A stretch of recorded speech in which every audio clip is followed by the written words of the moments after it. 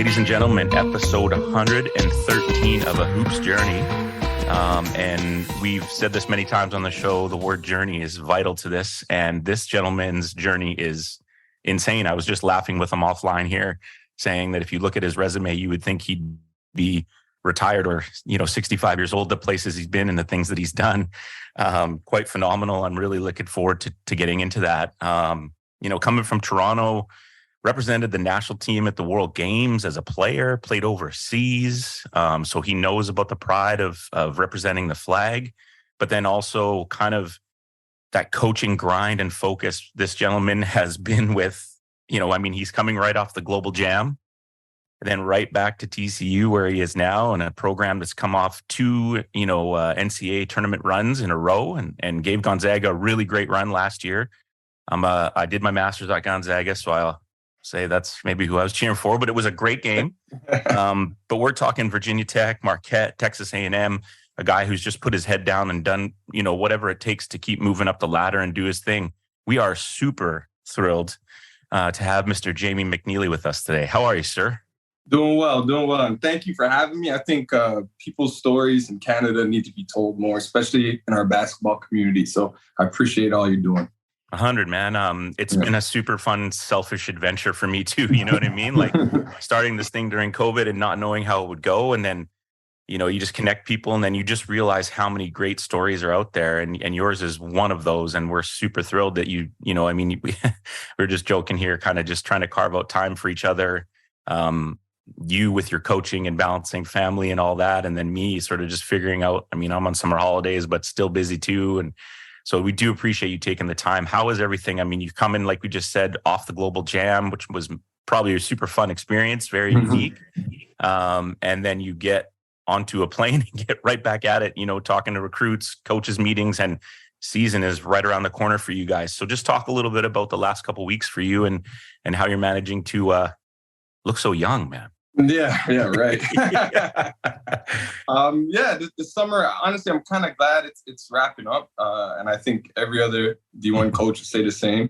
You could only watch so much AAU basketball before you go crazy, So, it's I came back, like you said, last week, and then headed to Memphis. There was an event there, and actually Canada basketball was well represented there, about 60 kids. And so I got to see a bunch of them, reconnect with people I saw a few weeks prior at the U23s, the Global Jam. But it's got to be a good feeling, huh?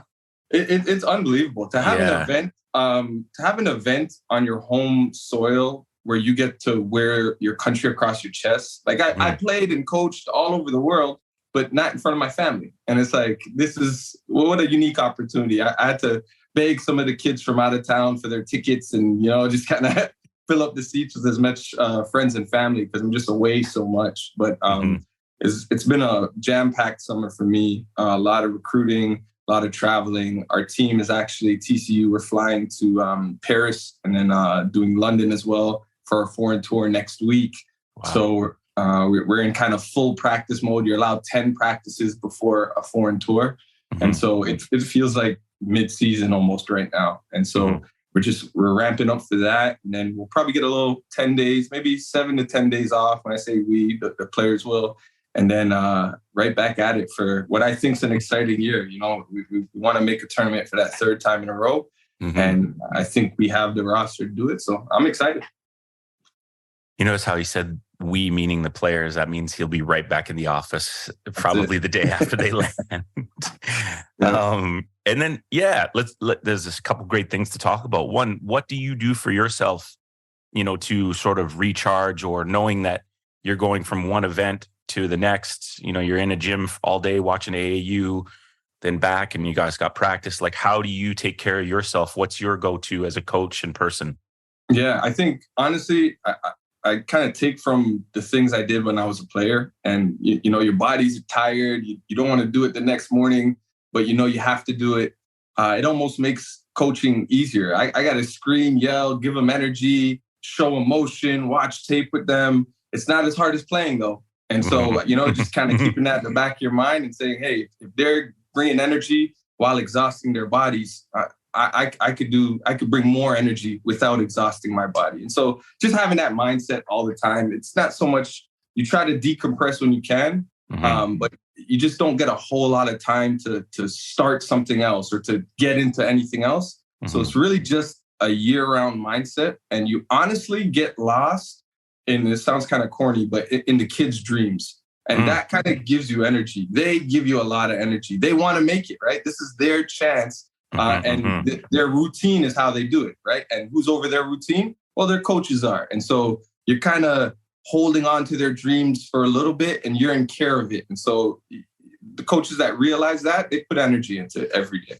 That's powerful, man. That's not corny. That's good stuff. It says a lot about you as a person. And I think too, when you look at your resume and the things that you are willing to do, you know, like not everybody's willing to like be the academic guy with the guys and you know, watch the video and do all the kind of the dirty work and the things behind the scenes. So you probably find yourself, maybe you don't, but some days like being in practice and you're like, man, like I'm in the mix, like, you know, I'm one of the guys now. And so kind of that in the back of your mind, knowing that it's taken that hard work to get there and just to keep that rolling. And I'm sure the kids, and I love that you use the words kids, because I think we watch D1 hoops and we think they're men, right? Like they look like it, but they're and that's why I mean, if I had a choice, I'd take NCAA over NBA any day. It's just more pure for me. I just enjoy. I like watching them miss free throws in a clutch game and never knowing what's going to happen, you know. And I think it's more pure that way. And sounds like they've got a good one in you and a good mentor and someone who's looking out for them. Which sure, when those kids get on that plane and go to TCU and make that commitment, they know they've got good people looking out for them, which is huge, man. So props to you. Yeah, no, I appreciate it. And at that age, they're so much more malleable. Like they want to learn, they want to experience something new, do it a different way. Obviously at the pro level, they're kind of, you know, they'll get better at things, but they are kind of who they are at that time. So I mean, it's a fun time to see a lot of these kids just kind of completely morph their game. And like you're saying, once you're completely bought in and sold into what they're doing, they gravitate toward you, man. They want to be around you. They know you're in it for their dream. And it's so much fun to be a part of those journeys with those guys. Amazing. That trust and stuff. Yeah. Which, I mean, we'll talk about maybe there's some pillars or something that TCU basketball stands for, but more about you, man. Let's go back in time. Let's rewind. A young buck running around, your life and your upbringing, and why basketball sort of was something that you were drawn to as a young person. Yeah. So both my parents are Trinidadian. They came up in their teens to Toronto, and I grew up in Toronto in Scarborough, born and raised, and kind of grew up like any other Caribbean kid, run track, play soccer, athletic, just whatever everyone's doing, just do it. Like get the heck out of the house. That's exactly right. And I was kind of like we were saying, our kids are nonstop. I was kind of like our kids as well, just kind of always trying something new, always into whatever sport everyone else was trying to play. And so it eventually led to soccer becoming a little serious. And then middle school time, I was growing and the other kids were getting better than me. And so I was like, all right, maybe time for a little shift. And so basketball was kind of the obvious choice. And my dad, he played a little bit. He coached at Mother Teresa, Mary Ward, other schools in Toronto. My uncle Chris, he played at Jarvis back in the day. And so there's a little bit of pedigree with the McNeilly name. And so I kind of carried that momentum. And going to Mother Teresa at that time in Malvern was honestly kind of shaped who I was, because pretty no holds bar there. It was pretty rough. And it's kind of, there's about 40 kids that could be really good at that high school. It's not like, hey, we got 6 or 7 players. No, there's guys just walking off the street that can really hoop. It's just the neighborhood was good at basketball. And so I think that competitive nature I grew up in and just came up in just drove me. I got to be the best, whatever it takes. This guy jumps better, I got to dribble better. Oh, this guy shoots better, I got to compete more. And I managed to get a few accolades in high school. Was one of the leading scorers in the city for a while. All city, won an officer championship, played a little bit of OBA, actually started out with Mamba because the Scarborough Blues cut me. And then played for Scarborough Blues, won a championship my last year when we were juvenile age. I don't even know if they have the ages the same, but grade 12, I guess it'd be. And so won an OBA championship there. And then honestly, was good enough to play at a pretty high level, I think. but just I didn't know what a clearinghouse was. Didn't know how to prepare for an SAT. There was no Canadian coaches at the time to reach out to for that guidance, you know? Sure. Yeah. And I wouldn't say there was none. There was a handful. I remember Greg Francis, rest in peace, was one of the guys who was recruiting me and kind of believed in me and gave me that push as a high school kid. Yo, you're a Division I guy. Because we didn't know at the time, right? We didn't have the Jamal Murrays and Andrew Wiggins at the time. It was Jamal McGlory and Nash, and that's all you kind of went off of. And if you didn't look like them or play like them, you didn't know if you could make it, right? And so a lot of good coaches. Roy Rana, my brother, Jay McNeilly, Don Marcioni, who was at Jean Vanier for a while. He coached me OBA. I was just fortunate to be around a lot of really good coaches that supported me and pushed me. And then I managed to commit to Furman out of high school. And the coach calls me like, man, this was maybe around this time, maybe a little later this time after my senior year. And he goes, hey, we're looking you up on the clearinghouse. We don't see you registered. I'm like, come again? He's like, yeah, you got to register for the clearinghouse. You got to send in your transcripts. I was like, whoa. Okay. And, it isn't take a picture on your phone and send it time. It is, go to the principal office and fax it. Paperwork, Exactly. Wait for them to receive it, all that stuff. So it ended up being too late. I People don't know the struggle, man. They don't know the struggle. They don't realize it, man. It was rough, and you're living anxious all the time because there's no one before you to say, oh, just do it this way. You'll be fine. And so I ended up, the coach said, hey, listen, we can't take you anymore. It's just too late. You can't get into school in time. Because I never got word back from the clearinghouse if I was eligible. And then they basically told me September, whatever, that you're eligible, fully cleared. I'm like, well, no good now. Yeah. And so honestly, I was done with ball. I called some of my friends up and said, hey, how do I start making some money? Let's do this. And Ro Russell, who was my AAU coach, Ro Russell and Wayne Dawkins, both coached me AAU. And he called me up and goes, listen, man, just keep at it, man. Just keep training. I'll get something for you. Don't worry. I was like, all right. Losing hope that whole year. I just kind of spent that year training at Centennial College with Coach Carlsa and just other places, just wherever I could start training every day, just train. And Ro got me a school in Southern Georgia, South Georgia Technical College. It was its third year in existence, and they just needed to fill a roster. Yeah. And so my family drove me down and they showed me to the room. The coach goes, hey, listen, if you're no good, I'm sending you home tomorrow. And I chuckled and he was staring at me right in my eye. And I was like, okay, yeah, I see where I'm at. And so I open up my window when I get into the room. Yeah. And I promise you, as far as you could see, cotton fields. And the only white on the ground I see is snow, right? Growing up. So I'm confused. My mom's going crazy. Where are we? What are you? We're turning this car around, man. Yeah. Exactly. My baby is not staying here. Yeah. Exactly right. And so obviously I calmed her down and honestly really took to that coach. Chris Wade was his name, and excellent coach. No holds barred, tough dude, kind of taught me what college was going to be, prepared me. Mm-hmm. And then from there, remember the school not in existence 3 years prior. That group, we were top 25 for most of the year. Missed going to Hutch, which is the kind of the NCAA tournament of JUCO by a game. We lost to Georgia Perimeter in Atlanta. And I remember I had a choice to come back or I had a couple scholarship offers, Ole Miss, New Orleans, a couple schools in California. And I remember taking a visit to New Orleans. And while I was there, Jamal McGlory was actually playing for the Hornets at the time. Oh, yeah, that's right. And Jamal's father and my mother grew up together in Trinidad.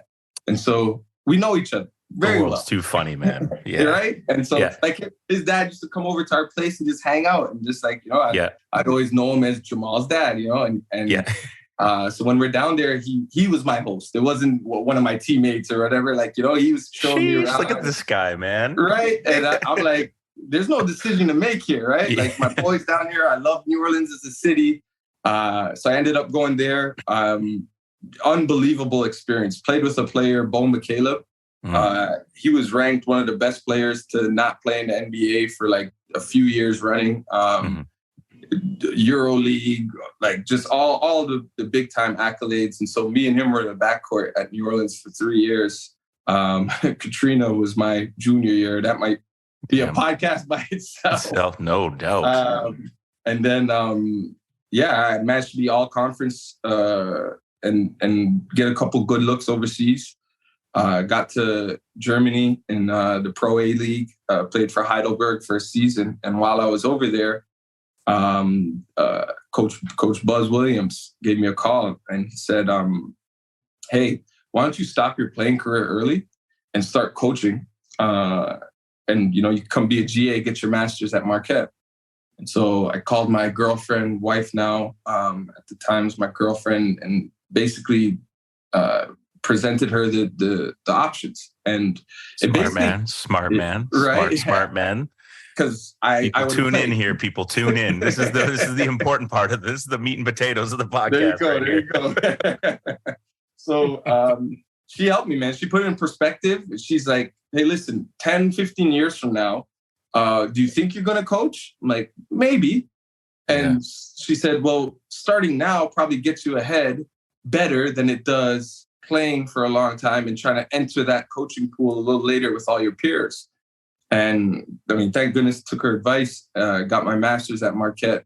And from there, honestly, just being a GA at Marquette and the grind you have to go through in that program at that time helped me out so much for the rest of my career. I mean, how old are you at that time? I was 23 as a GA. Young buck, man. Yeah. I was a puppy. And so I was kind of, I lucked out. It was the first year head coach. Everyone was brand new. So me being young and new didn't stand out, right? Sure. We're all figuring it out. Yeah. And I got put to basically coach the 3-4 guys at the bottom of the bench, the guys that will not play.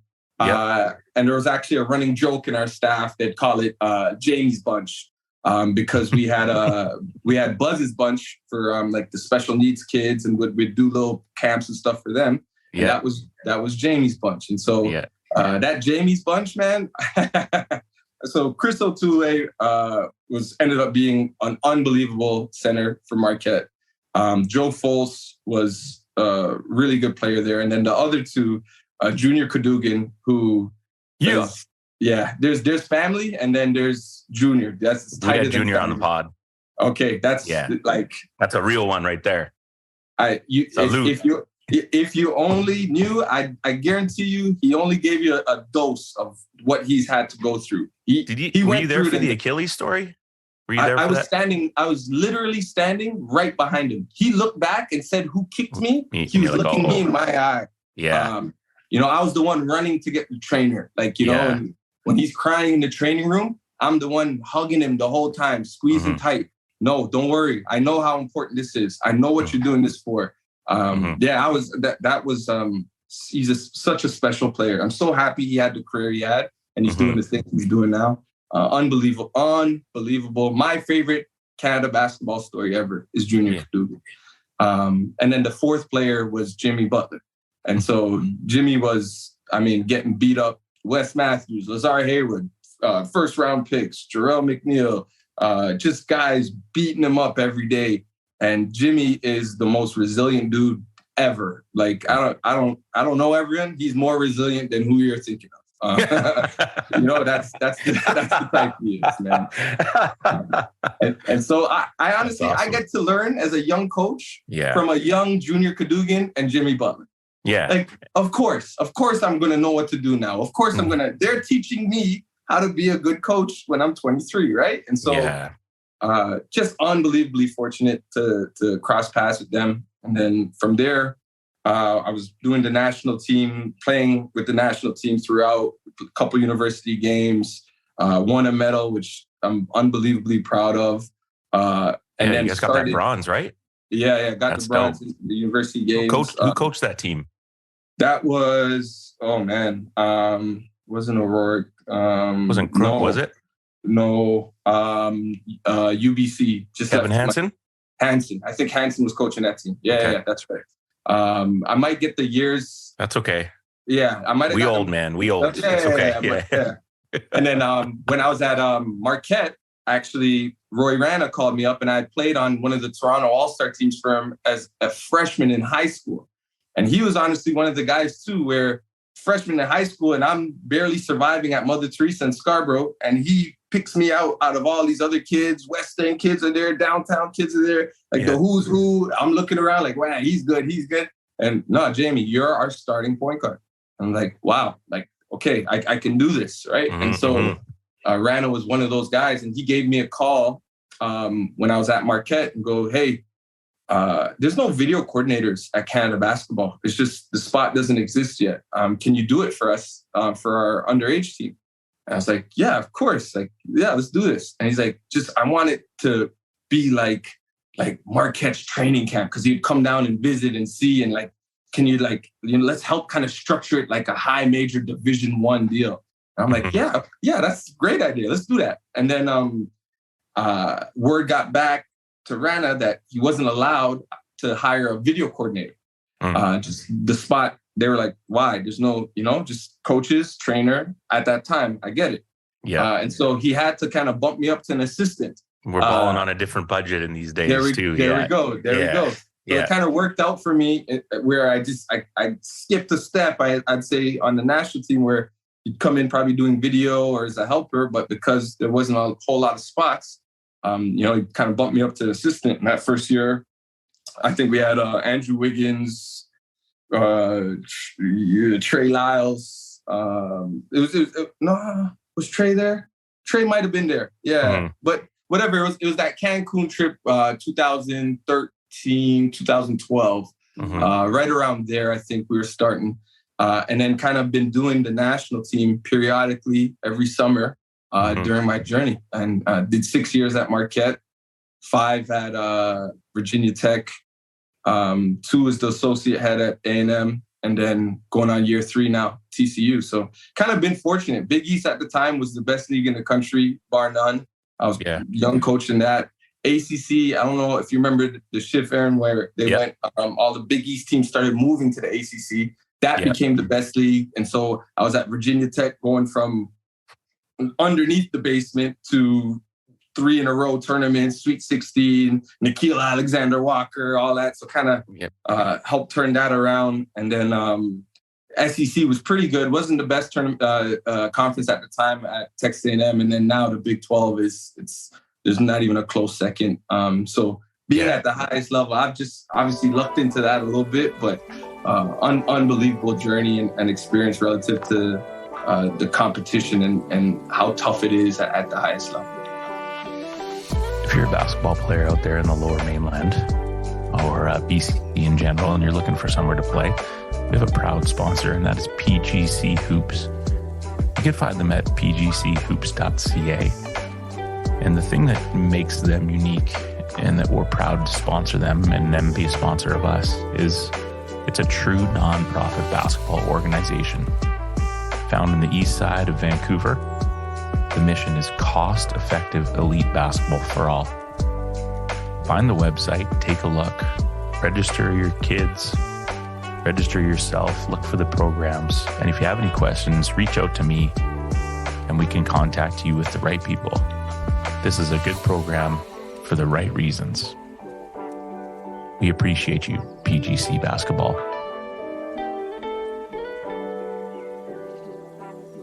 So why does Buzz Williams pick up the phone? Like, what's the connect there? How does he know about you? Is there? Yeah. Because I'm, after chatting with numerous Toronto guys, it seems like it's a competitive community, but it is a community that supports each other. Like the names that you're talking about, so many people like Jermaine, all these guys have mentioned Roe before, or Roy Rana, or, just sort of people that are picking up the phone for each other and saying and also, do you ever think about if he doesn't pick up the phone and you don't go down to Georgia, like what your life, have you thought about that?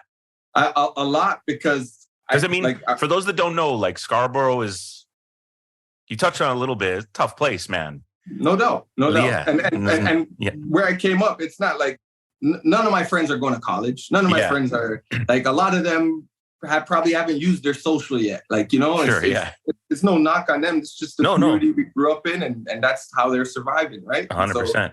No, it's tough. I think about all the time because I want to play. And in my mind, like I could have figured out a way to get into NBA. And I know everyone thinks that, but so did I. So, I wanted to push the envelope a little more.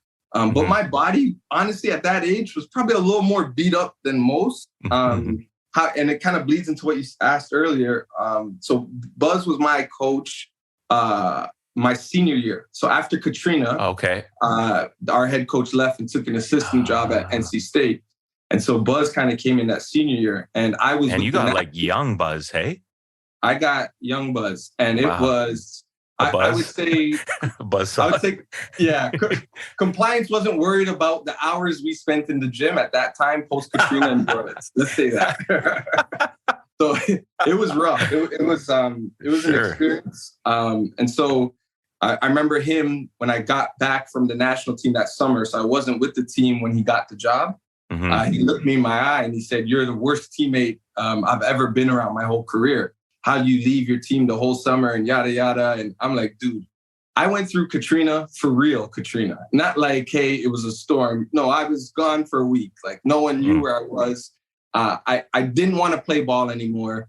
I did the national team as like just to get away. We were going to Thailand or somewhere. And Time out. Yeah.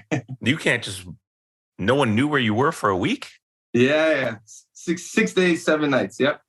So your place got blown down and you were just surviving? Coaches left us the day before. Okay. And so the morning of Katrina, Katrina was going to hit that night. There's no coaches on campus and everyone starts evacuating and they don't really give us direction, right? Yeah, it's like free for all. Exactly. Because Katrina didn't happen yet for them to have all these measures in, right? Yeah. And so I called a team meeting as a junior and we went to one of the guys' rooms and I said, "Hey, listen, we should just probably stick together for the guys that aren't from down here. So whatever we're doing, let's try to keep the group as big as possible because maybe we get the most help that way. If it's a team rather than 2 guys here, 1 guy here." And I'm just making it up. Point guard, man. Yeah. You see in the game. There was a little bit. And they were kind of looking at me that way too. They were like, "Hey, point guard, you're leading the meeting." I was like, boy, okay. Yeah. And so the initial plan was to go to the what's it called? The Superdome. Yeah. And that would have ended horribly. You're right, exactly. And so everyone kind of we were kids, but the idea was the most of the females were going to the Superdome is what we thought, right? And so that was our driving factor initially. So we eventually talked ourselves out of that, and we split into 2 groups of 5 to get into 2 cars. And we say, "Okay, Atlanta, our car, Atlanta, let's go." We start driving. Both directions of the highway are going out, and it's bumper to bumper, not moving at all. Like not an inch an hour, nothing.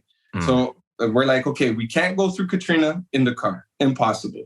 Yeah. Our teammate in the back goes and quiet, super introvert, Jacob Manning goes from Seattle, Tacoma.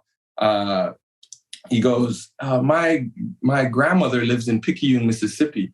And we're looking at the exit sign, Picayune, 5 miles. And I'm like, it's right across the bridge from New Orleans. Like we're going to Picayune, Mississippi.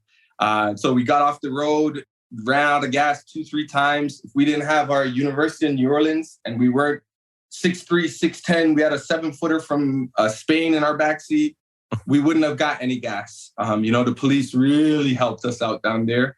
And so we eventually made it there. Katrina hit and tornadoes, houses blown on the street we were sleeping on, like completely slabs. And there's no driving out because there's no road. Right. So everywhere you would think of a road, just picture like you're walking in the forest. It felt like that minus the trees. So just twigs, trees, like just on the ground, not standing, anything, cars, literal houses on the street. And so every day we'd walk out a little further to see if it'll get through to the highway, if they'd clear away. And every day, little more.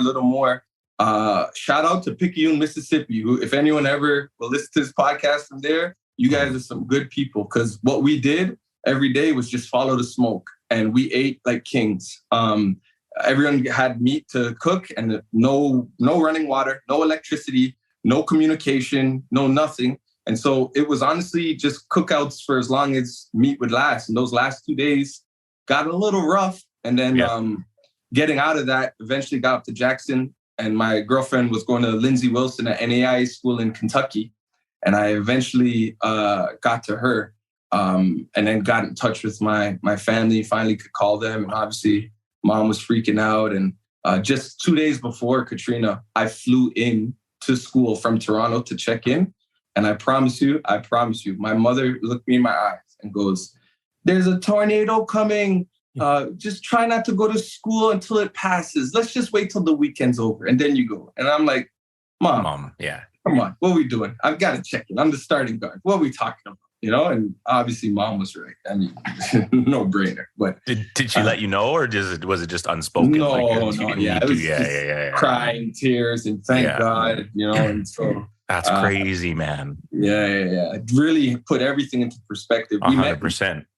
We actually met up in Tyler, Texas, and did the first semester of our season that year at UT Tyler. And ironically enough, we'd play and train at Tyler Junior College.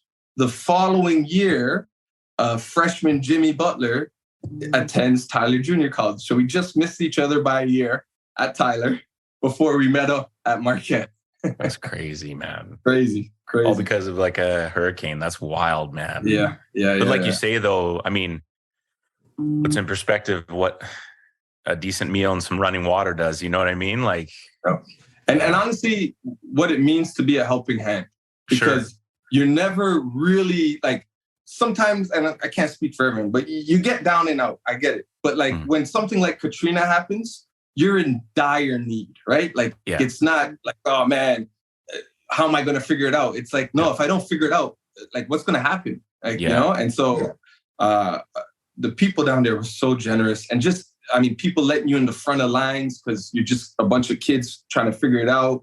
I had a teammate with a 1-month-old, Wayne Williams. His daughter was 1 month, and he was stuck on the highway outside in New Orleans in August.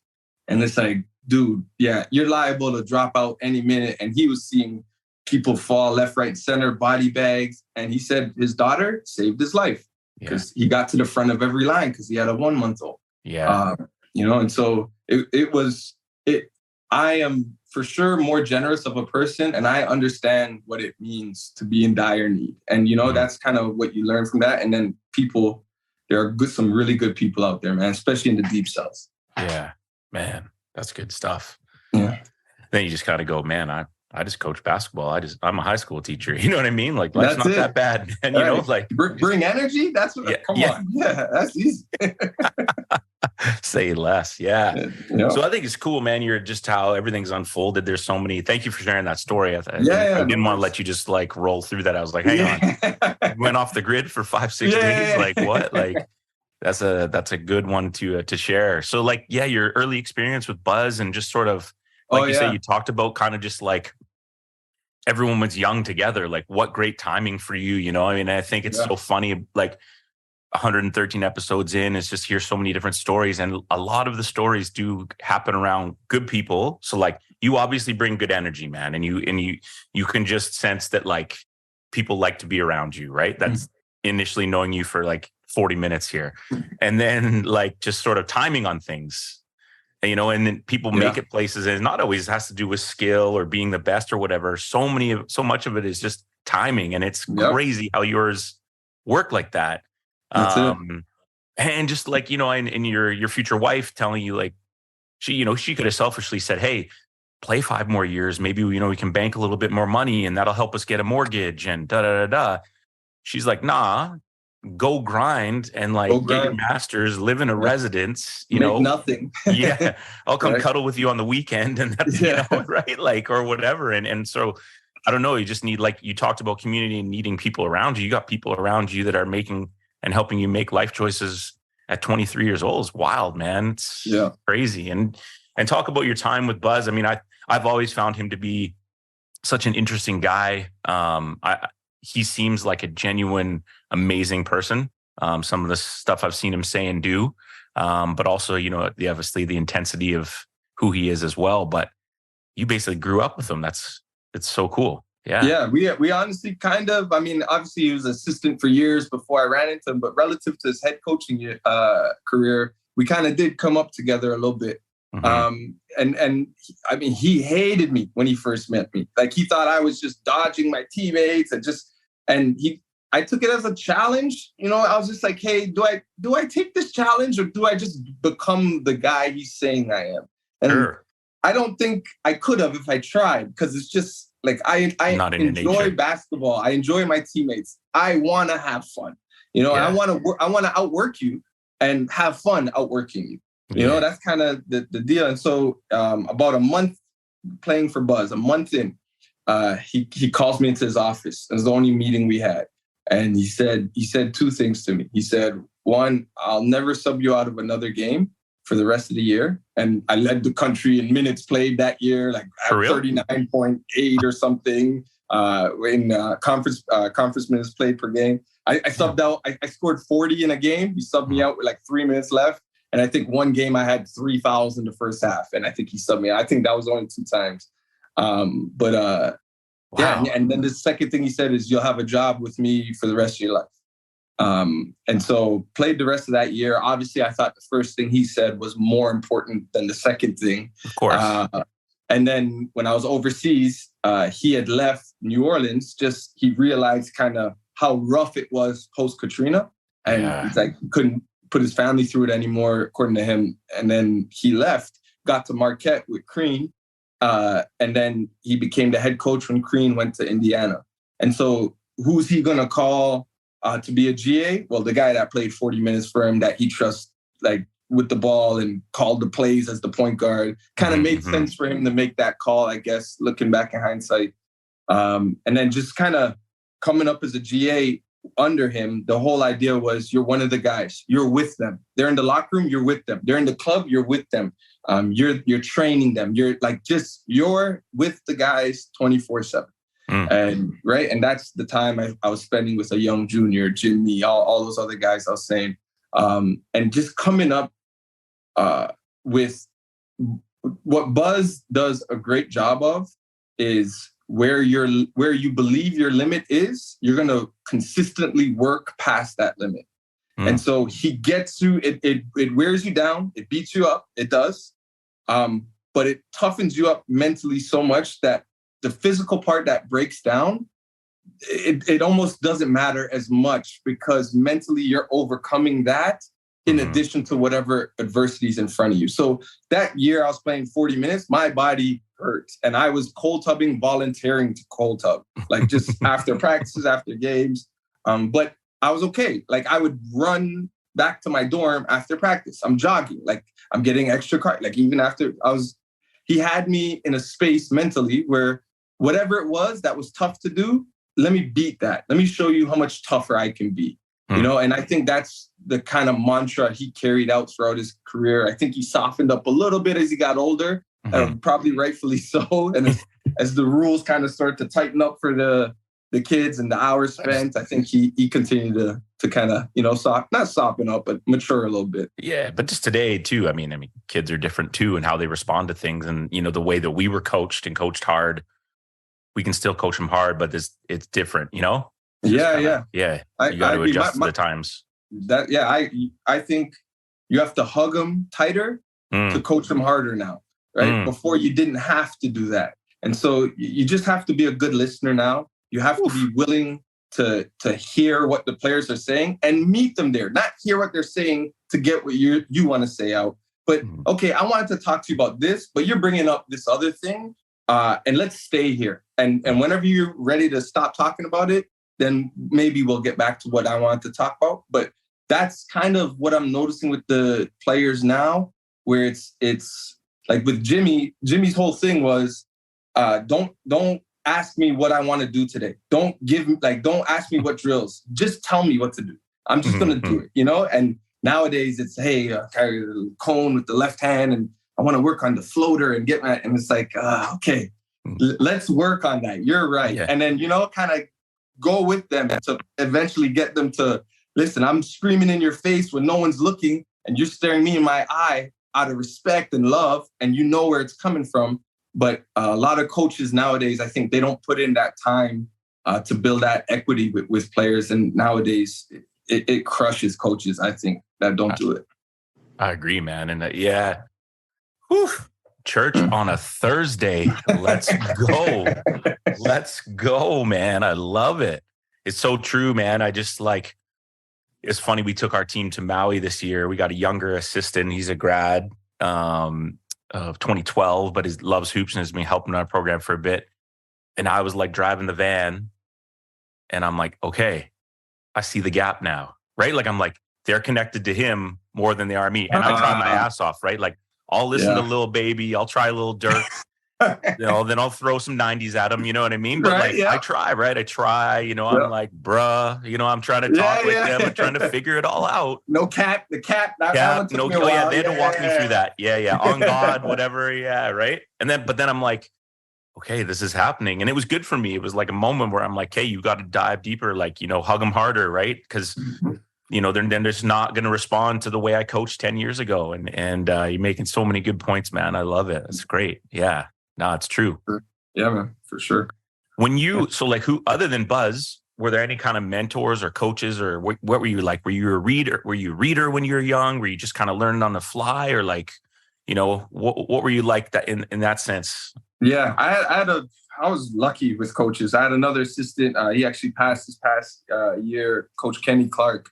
I wouldn't have made it through with Buzz because he taught me so many lessons. And honestly, when I coach now, I try to impact guys like how Kenny Clark impacted me. And all he did was he kept it simple and he always put it in perspective.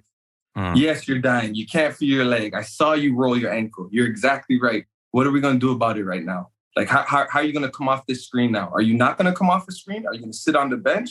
Oh, you're right. Okay, so I have to figure it out. All right, I'm just going to start rejecting screens. I can't come off, or whatever the case may be. And he was always good at just maybe coming in a timeout and just tapping me and going, yeah, man, that's it. Just keep going. I know we're losing by 15, whatever. Don't worry, you're doing it. Just keep hearing the obvious over and over again and having that trust. And he listened to me. And he knew I was Caribbean background, and he'd talk to me about cricket and soccer, and he'd try to talk about curry chicken, and he'd get it wrong every time. But it's like, dude, I just appreciate you, man. You're trying. Yeah. And so I do think that really helped me. Me as a player, I was for sure a cerebral player. I always thought the game, but I never wanted it to appear as if I was a smart player. I wanted to be a tough player. And so I think that's kind of who I was as a player. And that kind of carried me I'd say even back in high school, I was kind of similar. I'd outthink you, but show you that I'm out toughing you. And so I honestly never read much, but huge on film. If there's anything as far as basketball advice, film is underutilized. Get with the smartest basketball people coaches and players, and watch. Take your time. Watch Luke Kennard come off of down screens. Watch CP get to his spot outside the block and do his pivot game. Watch Jimmy's gather on his 1-2 as he steps into his defender and steps out to create space to pass. Like, just keep watching it, because those are reps that bleed into your actual game, and players don't think that. Players think they have to train through their reps. And it's like, no, you don't always have to. And in fact, a lot of times training through your reps gets you good at doing that training. But the visual and mental reps are, man, Jimmy does it every single time. Yes, every single. And now they want to do it every single time, And so I think it's underutilized. I'm so happy I found it at a young age. But that was for sure what I gravitated toward. And then I loved hearing coaches talk. When the coaches would talk after practice, I was the player sitting down doing the dribbling drills, just hearing them talk, chiming in. And so kind of figured I would maybe become a coach because of that, and because I didn't mind hanging around them before and after hours. But I think that's kind of who I was as a player coming up. I wish I did read more. I got into it a little too late in my playing career, but obviously as a coach, you have no choice, right? So yeah. He says it so happily. Right. You have no choice. Yeah. True Scarborough man in that regard. There you go.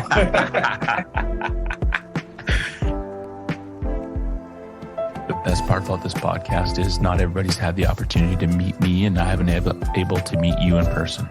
But if you know me, you know I have the body of an Adonis. But I also like a cold beer. Head to Parkside, support our guys, find them in the local government stores, whatever you got to do. If you're at a pub or a bar locally, ask if they're on tap. Give them some love. Our guy Sam and the people there have been so good to us. We can't say enough. We hope to see you at Parkside. I mean, you're touching on so many good things, man. But one of the things I'm hearing, especially with that coach you had, is like, it really, like, you're right. We make life complicated in many ways, right? But it's really simple, man. It's about like treating people with respect and trying to build relationships. If you can do that, good things are going to happen. I mean, and as goofy as that guy is talking about Caribbean food or whatever, and you're kind of like, come on, man. But it's like, he's building a bond with you without even knowing it, right? You're like, this guy wants to know more. And one of the things I'll say right away, and it doesn't happen all the time, we hopped on and I actually got annoyed because you beat me to it. You started asking questions first, right? You did. Tell me about yourself. What do you do? Oh, like, and I'm like, okay, this is a person who cares. Like, he wants to know me. He doesn't just want to like do this podcast and be like, all right, later. Like, he's like, who am I talking to? Who is this person? And like, I think that speaks volumes. My wife and I talk about that a ton. Is like, when we go out socially with friends or whatever, we always analyze the people as like, I've known that person like 4 years. I'm not sure they've ever actually asked me a question about myself. You know what I mean? Right. And that doesn't make them bad people. It's just kind of like, well, then it's just always going to be surface level, right? And you know what you're getting, whereas like instantly you knew like my son, my job, like what I do, like I was like, it's just, for me, that screams volumes. And I think you'd be a great guy to play for. Like, that's just the sense that I get, man. Yeah, no, I appreciate that. I appreciate it. And for sure, I'm for sure a relationship guy, and I don't cast the wide net. But I like going on journeys with people, and so that's kind of my thing. You're around coaching enough, you pick up enough of the jargon, right? Oh, don't cast a wide net, he says. Yeah. Let's go, man.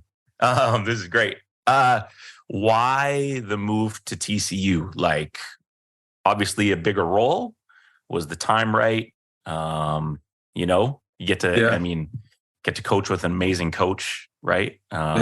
We got, I don't know if you know the name Andrew Mavis. He played back in the day in Northern Arizona for him. Yeah. He's a good buddy of mine. We had him on the show. So, and just talk about kind of that next step. I mean, you've got this ladder that you're still climbing, and you've got some things moving on the side too, but, being up on that bench and, a bigger, more important role. Talk about that and what that means to you and why you decided to move over to TCU, or at least apply, or how did that happen? Yeah. Right. Yeah, for sure. So, when we went from Virginia Tech to A&M, pretty much the whole staff moved. One or two didn't, but and we were all over there. I was the associate head there. And so my role grew from Marquette to Texas A&M almost in like perfect 2-year increments, where it was like GA, ops guy, video, bottom assistant, middle assistant, top assistant, associate head, like literally every single spot. Yeah. And so by the time I was at A&M, the defense we were doing was a concept I came up with, cover 2. And so I was implementing all of our defense. About 60 to 70% of our sets, I was installing, drawing up, coming up with, practice planning, because imagine I played for him and worked for him forever. Eventually it's, hey, Jamie, do the practice plan, man. You know how this thing goes. Like, no problem. I'll get those reps. So started practice planning, offense, defense, scouting every opponent, just kind of doing a little bit of everything. And it was the opportunity for growth. I'm so appreciative for. A lot of assistants don't get to do that. They never get to draw a play up or install it or run a practice, And I was at the point where if coach came down, I told him, listen, you could be more like the football coach here, where you're just kind of overseeing, making sure it's what you want and how you want it done. we'll do it all. Like, we'll figure out how to, get practice going. You'll come down maybe 5-10 minutes in. We're already rolling. He's ready to coach. And so it got to the point a little bit to where I wasn't feeling stagnant, but it wasn't like a whole bunch of growth in front of me, right? Sure. Like it was what I wanted to do last few years of Virginia Tech and then that time at A&M. And so COVID hit, and honestly, it just kind of, it created opportunities. It was just, there was a lot of uncertainty going on at that time. Are we going to have a season? Are they going to cut salaries? Are they going to cut positions? Like, we were going through all of that. And it kind of just got to the point where Buzz and I just kind of mutually said, if there's opportunities out there, let's, pursue them. Like, how much longer are you going to be here? And kind of when I was calling different people, just saying, hey, what opportunities are out there? There was a few that popped up that I really liked. And I actually took the job at Minnesota. And it was done. Like, I was part of staff meetings via Zoom and all that, and just kind of figuring out kind of that step and how it's going to look, my family moving up, when I get the call and they're saying basically my work visa, they won't support the type of visa I needed to be there. And it's like, okay, fine. We're a little down the road already, but I get it, whatever. Obviously, it worked out great because right after, Tony Benford, who I had worked for at Marquette, he was the associate head at Marquette, where when I was roommates with Dwight Bikes, who actually played for the Raptors for a couple of years, some people might remember that name. I was his roommate, but it was Tony Benford that said, listen, this kid's from Milwaukee, Jamie, don't watch over him. You're his roommate. I was like, all right, yes, sir. And so like that was the associate head coach telling the GA, right? And that's kind of how we started our relationship. I kept in touch throughout the years. He was the head coach at North Texas, interim head coach at LSU for the tournaments, like very accomplished coach. And he called me up and he said, hey, one of the assistants here might be leaving. Would you want to come to TCU? And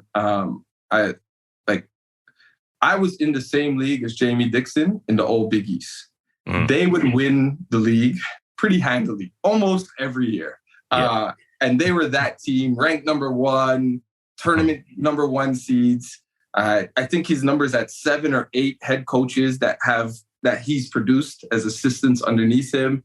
Like, wow. I couldn't say yes quick enough, right? Like, it's kind of like, dude, do I want to? Yeah. Of course. Yeah. It's like, okay, yeah, we haven't been good the last couple of years. You didn't even try to be cool about it. Hey, you're like, yeah. It's like, I'm in, man. I get over the paperwork. I mean, email it. Yeah. Yeah. Now we can email, right? Exactly. No more principal's office, right? So yeah, I took it as fast as I can, and honestly, so grateful because I'm the student again. Like, I'm 39, and it feels like I'm 23 again.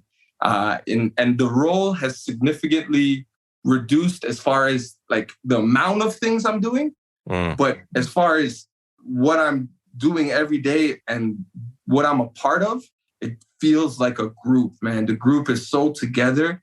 And so we're just all pushing in the right direction. I was on all fours this morning, wiping up sweat on the ground because we were down a couple managers.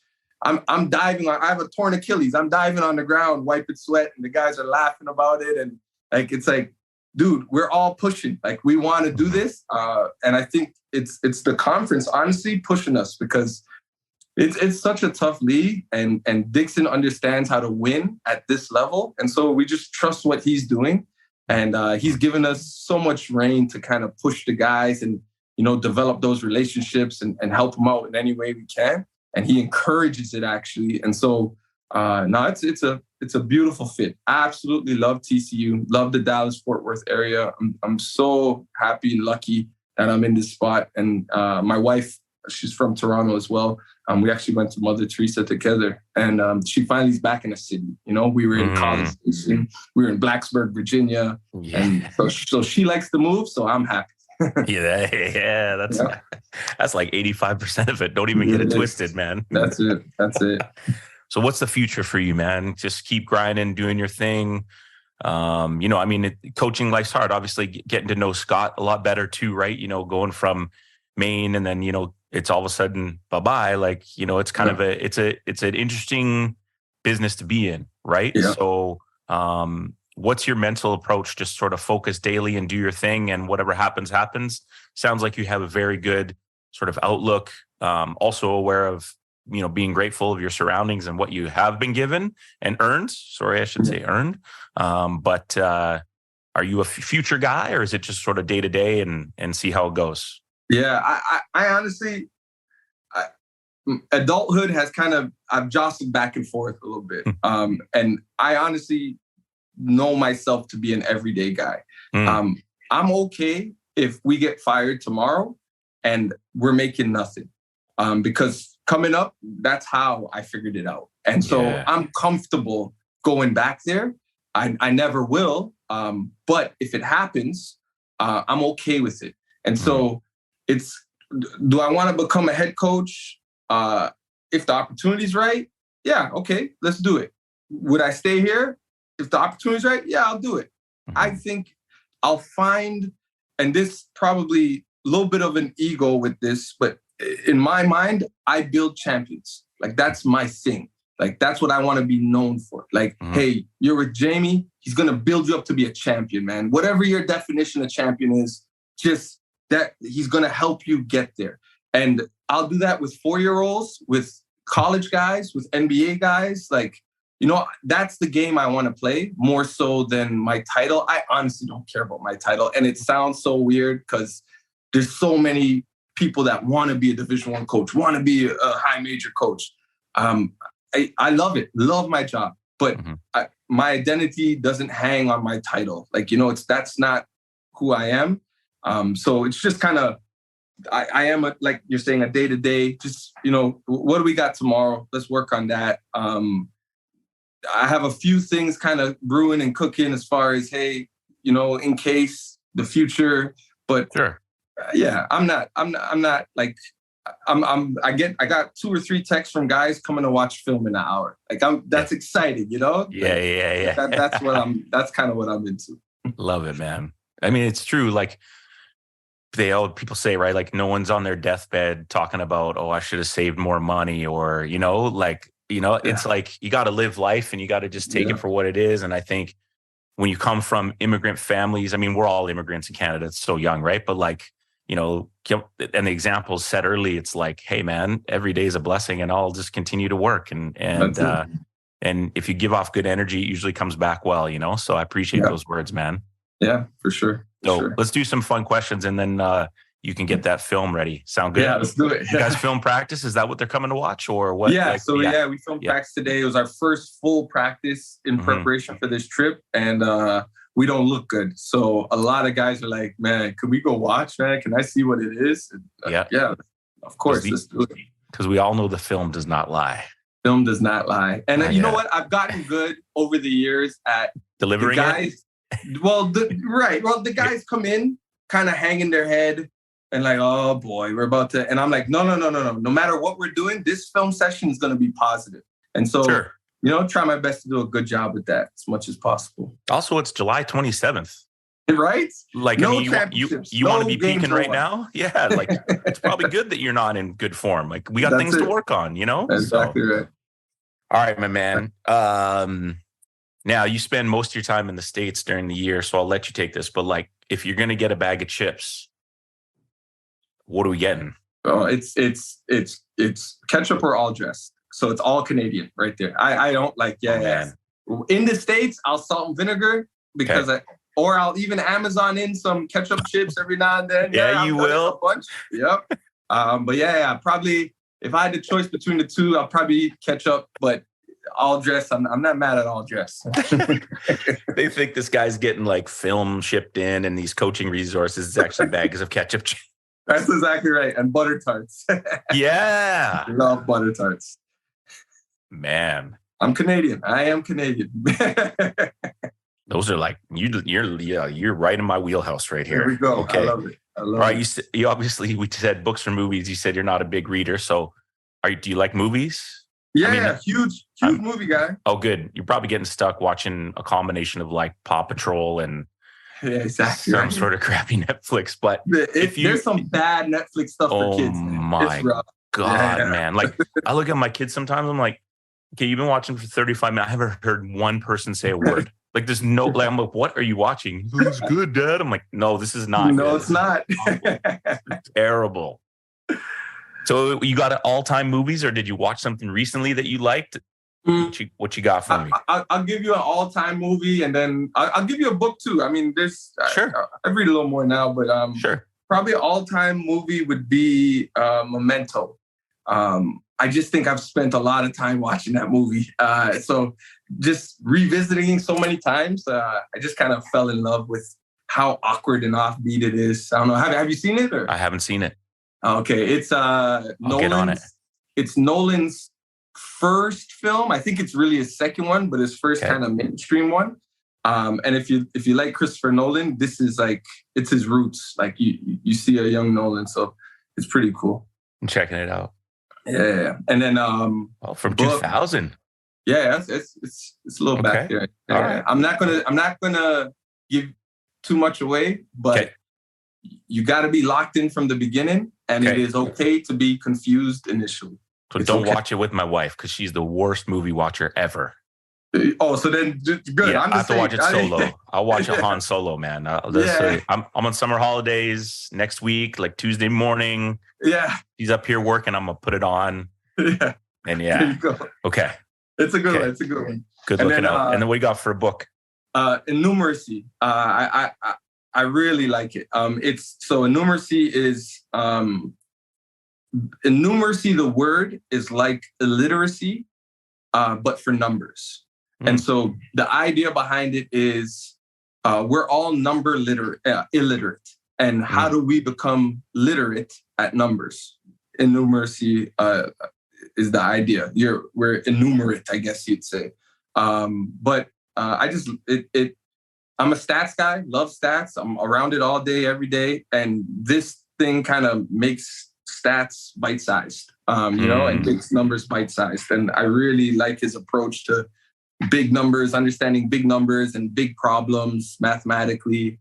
If you suck at math or you hate math and you want to get good at it, ding, ding. That's the book. Yeah. Yeah, I think too, like just even to take it even a step further, but like even in education, having kids understand, like as opposed to just outputting a calculation, like what is a mortgage? What is an interest rate? Right. If I'm walking, accumulate over time. If I'm walking down the hall that first week of college and they got the Visa stand, should I sign up for the Visa? No, you probably shouldn't, right? Yeah, so, right. All right, man. Right. Step into this guy's mind. He does not sleep. Don't get it fooled. This man doesn't. He has 2 45-minute naps a day. I can tell. ATO basketball, aka ATO b-ball, located directly at the Langley Event Center in British Columbia. This place has everything you need. I swear, if you walk in and you're a hoop head, there's nothing you won't be able to find. Sale items, Jordan, Adidas, Puma, you name it. The brands are all there. Shoes, jerseys, retro, current, Vancouver Bandits. You can even get every basketball you name. Shout out to our boy Jeff at ATO B-Ball for willing to be a sponsor to us. Go check them out. Check the store, mention us, and who knows, you might find yourself lucky. Thanks to ATO B-Ball.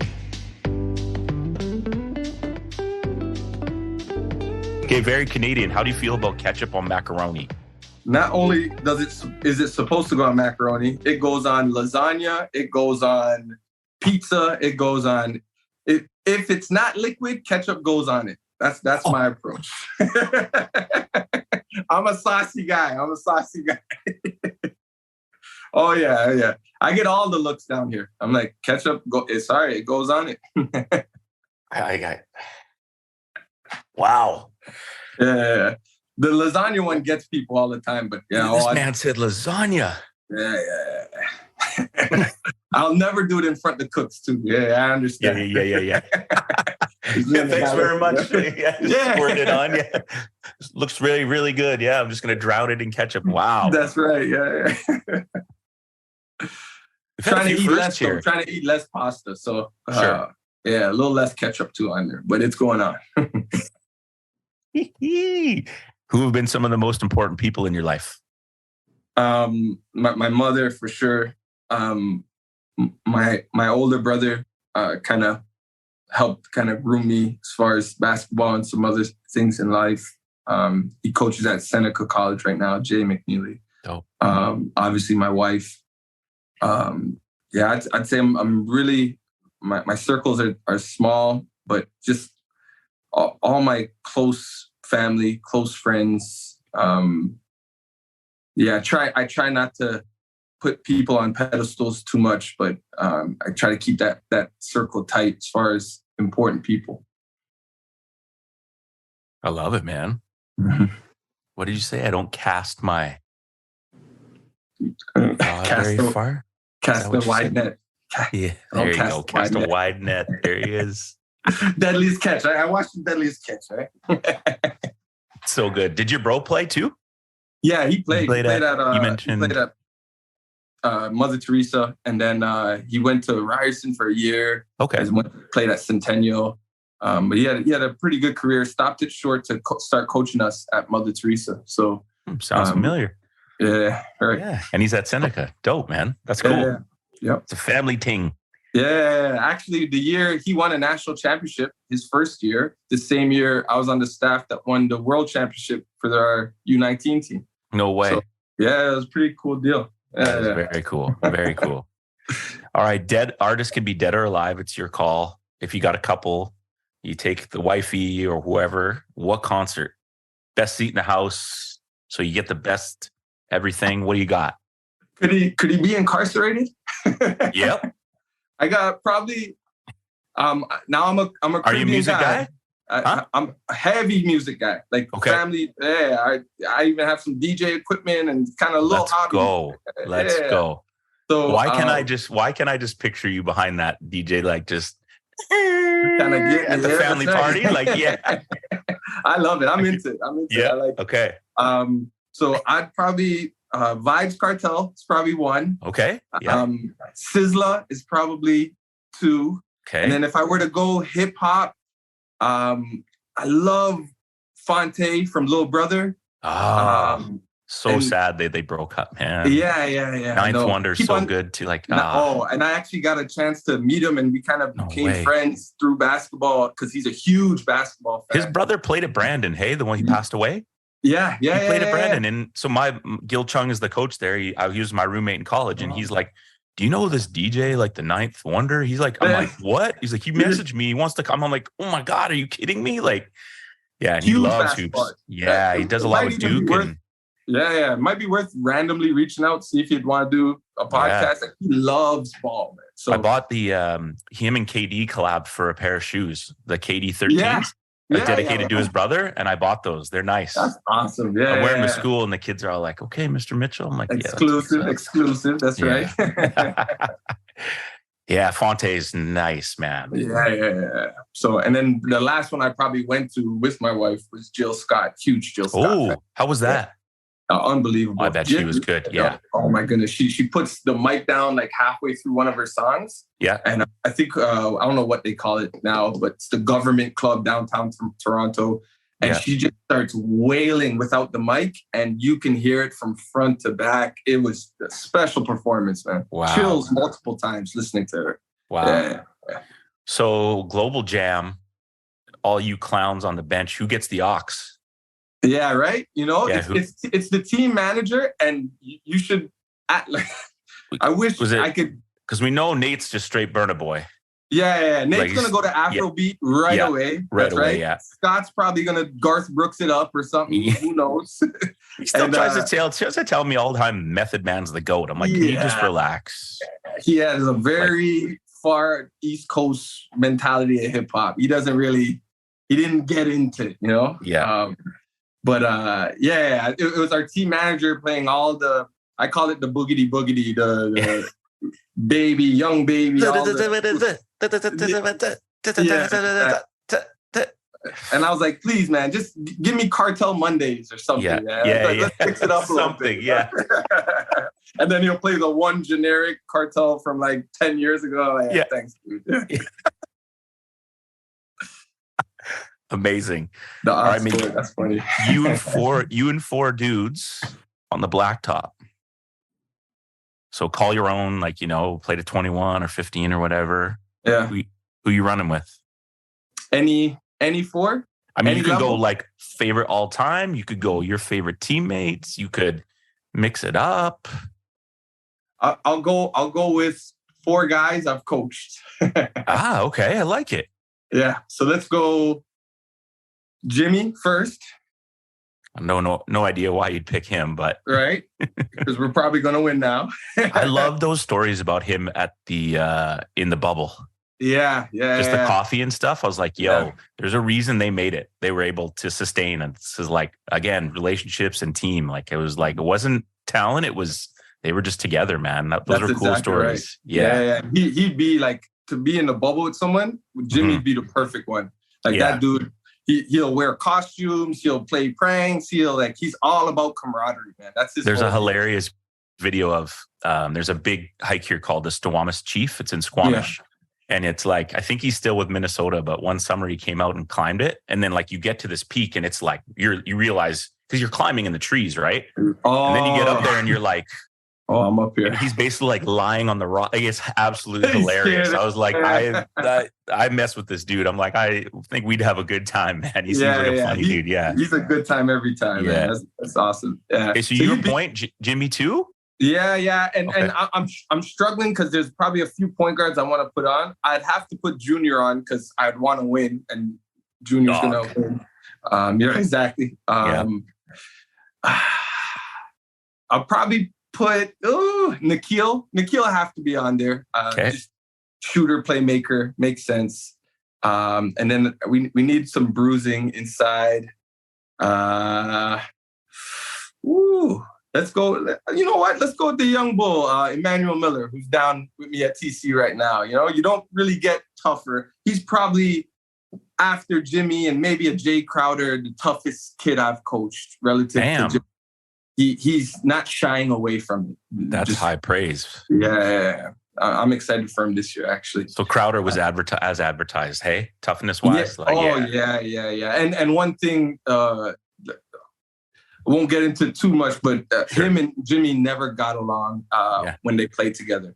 But they were the best teammates to one another. And of course, it was so cool. It was almost like I would have to, if those two are alone in a gym, I would just hang out just in case, because neither one's backing down. So it's not like he's going to jaw and not, jaw back. Yeah. I didn't want him to play ones or something. And, so that would happen frequently, but ultra competitor, greatest dude ever, nicest guy ever, best teammate ever. But yeah, for some reason, they're two alphas just, kind of butt heads in college, but fun to be around. I got to say, man, this might be one of the better fives that we've had on the show. Oh, yeah. I mean, who's scoring on you, first of all? Forget about if it's a windy day, it doesn't matter. Like, it could be the greatest weather ever. Who's scoring on you guys? Yeah. I don't know, man. Decent group. And I think there's enough role players. Oddly enough, I still think of Jimmy as he's funny, a superstar and all that. But no, I see what you're saying. He's the best role player in the NBA to me. And that's what makes him a superstar, And that's why I'm hoping they get a little bit of help. If that Lillard trade or nothing went through, did it?